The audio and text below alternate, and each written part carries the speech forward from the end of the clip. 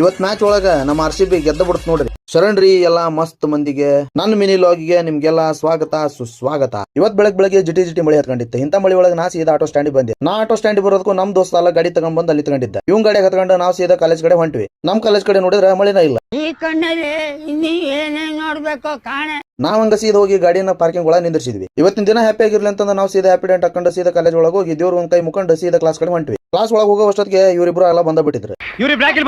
Class ಎಲ್ಲ ಮುಗಿಸ್ಕೊಂಡು ನಾವು ಹೊರಗೆ ಗ್ರೌಂಡ್ಸ್ ಅಂತ ಬಂದ್ವಿ. ನಾವು ಹೊರ ಬರತ್ಲೆ ನಮ್ಮ ಹುಡುಗರು ಕ್ರಿಕೆಟ್ ಆಡಕತ್ತಿದ್ರು. ಇದನ್ನ ನೋಡಿ ನಾವು ಬಹಳ ದಿವಸ ಆಗಿದೆ ಕ್ರಿಕೆಟ್ ಆಡಿಲ್ಲ ಅಂತಂದು ಸೀದಾ ಕ್ರಿಕೆಟ್ ಆಡಕಂತ ಹೋದ್ವಿ. ಯಾವ ಟೀಮ್ ಮಾಡ್ಕೊಂಡು ನಾವು ಬಡ ಮ್ಯಾಚ್ ಸ್ಟಾರ್ಟ್ ಮಾಡ್ಕೊಂಡಿವಿ. ಈಗ ನಿಮಗೆಲ್ಲ ಲಾಸ್ಟ್ಗೆ ಯಾವ ಟೀಮ್ ಮ್ಯಾಚ್ ಗೆತ್ತ ಅಂತ ತಿಳ್ಕೊಳಕಂತಂದು ನಾನು ಒಂದೊಂದು ಟೀಮ್ಗೆ ಒಂದೊಂದು ಹೆಸರು ಕೊಟ್ಬಿಡ್ತೀನಿ. ನಮ್ಮ ಟೀಮಿಗೆ ನಾವು ಕೊಟ್ಟಿರೋ ಹೆಸರು RCB. ನಮ್ಮ ಅಪೋಸಿಟ್ ಟೀಮ್ ಹೆಸರು ನಾವು ಹೇಳ್ಬೇಕಾಗಿಲ್ಲ, ಯಾಕಂದ್ರೆ ನಿಮ್ಗೆ ಅಲ್ಲೇ ಗೊತ್ತಾಗಿರ್ತದೆ ಅಂತ ನಾ ತಿಳ್ಕೊಂಡಿ. ನಾವು ಕ್ರಿಕೆಟ್ ಆಡಕಂತಂದ್ರೆ ಟಾಸ್ ಮಾಡೋದು ಹಿಂಗ. ಟಾಸ್ ಗೆದ್ದಿದ್ದು ನಮ್ಮ ಟೀಮ್. ನಮ್ಮ ಅಂಪೈರ್ನ ಶಿಸ್ತಾಗ ಕುಂದ್ರ